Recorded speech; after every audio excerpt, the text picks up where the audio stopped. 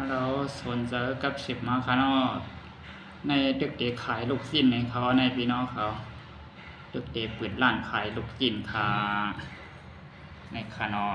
พี่น้องไต้เขาในขายลูกชิ้นยางเขาในยางเต่าโลไฟผ้าค่ะอาโลทำหางวันนะคะเชี่ยมนะคะเนี่ยสุดยอดค่ะ เป็นก้นรถเดียวเขานะพี่น้องไต้ค่ะตึกรถเดียวอยู่เนี่ยค่ะก้นรถเดียวก็มาขายใส่กรอกลูกชิ้นค่ะไข่ปลานินปันแห้งปีน้องไต้ก็กับสิบมาเลยค่ะนอในขาอาโดยน้ำวันน้ำเขาได้ขายดีขาดดีนะครับเพราะว่าคนขายก็ห่างดีสั่งขายดีขาดดีแทงให้ในเขาในขาพี่น้องเขามาอยู่เมืองเปือนก็ขายใส่กรอกในเขาลูกชิ้นค่ะ